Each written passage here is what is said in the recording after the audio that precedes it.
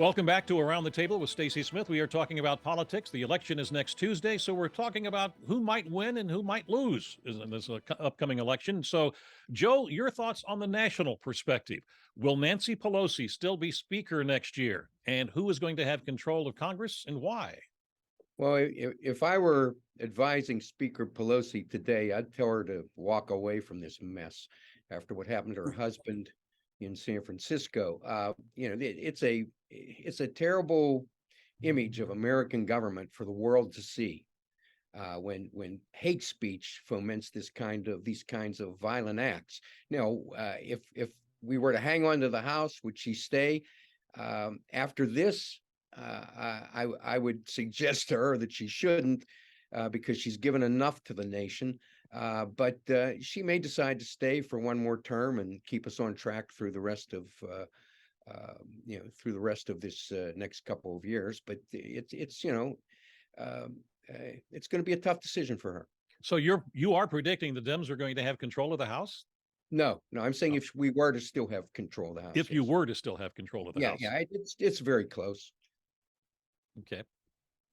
I think with the narrowest of margins, I think they're up by 9 votes. I mean, you look at midterms when the opposing party's in control, what happens? Often it's sometimes as many as 50 or 60 seats that switch. I would say at least the Republicans are going to look for a gain of north of 10 and probably closer to something between 20 and 30.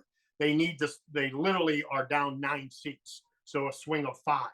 So the House is gone. As much as we all agree on the prognosis at the top of the ticket in Pennsylvania for the gubernatorial race, I think even Mr. Byrne would agree that the House would be a tough nut for the Democrats right now to maintain control in this atmosphere.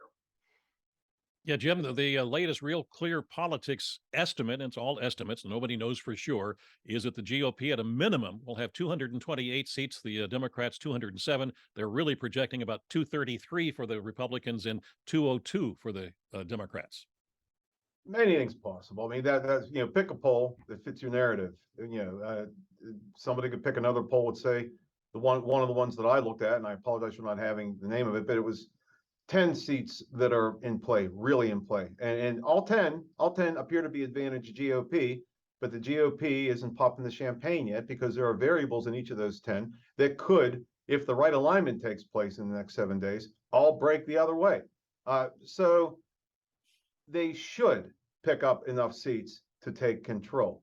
It should have been a slam dunk to do it. It isn't.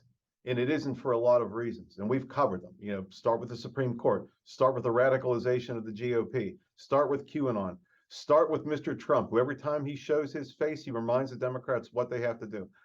So a lot of variables have made it not a slam dunk for them. They should, but I'm not going to fall off my chair if the Democrats hold serve. I don't think they'll pick up, but it's not impossible, which is amazing to even say that in a midterm. It's not impossible, because the last time it happened, Keith, I think was in '82 when Reagan was at the height of his power. I don't think we've seen the House with the party with the White House hold serve since then.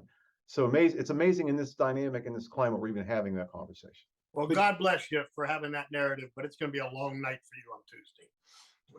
And I would make this observation when you talk about when Reagan was there and they held serve, he was a popular president at that time. Mm-hmm. Right now, President Biden is not a popular president. His numbers are down in the low 40s. So I think it's going to be hard for them to even come close to holding. I go with the numbers that Stacy commented on. I saw similar numbers this morning. It could be as many as 20-21 seats switch. Stacy, we're losing you. Can't hear you, Stacy. Yeah, now we go. Also, I find very interesting is that the Republican Party is starting to put money into what are traditionally solid Democratic congressional districts, just to challenge them and making the Democrats spend money where they really don't want to.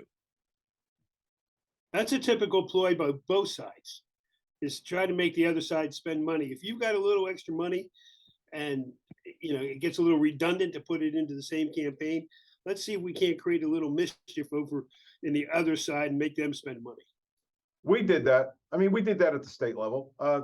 We did the 67 county strategy. We knew we weren't going to win Tioga or Franklin or Potter or McKean, but we went in there and we invested and we helped as much as we could. And so we tried to close the margins, but then your opponent is opening up a front they weren't expecting to open, and they have to spend resources, and it can divert monies from the coordinated campaign into areas they're not supposed to go. So no, I mean, what you're mentioning, Stacy, as the governor alluded to, it's not something new out of a playbook. Oftentimes both sides will do that to throw a curveball at the opposition. But you can only do it if you're flush with cash. So the good news for Republicans is the NRCC is flush with cash. And you never do it if you're not confident about the outcome, because you have to hold, first of all, you have to win before you ever go into questionable seats. You have to be pretty doggone confident that you're going to already have the majority to take that type of risk. So I think those tea leaves really favor a big Republican win on the 8th.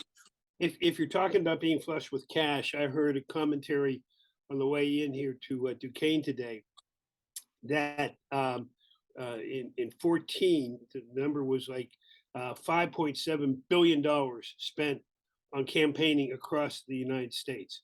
And now today, for this election, it's $9.4 billion being spent. So there's a lot of cash out there, all being reported, I assume, but a lot of cash out there to be spent on campaigns. We have to take a break, and we'll be back in just a moment.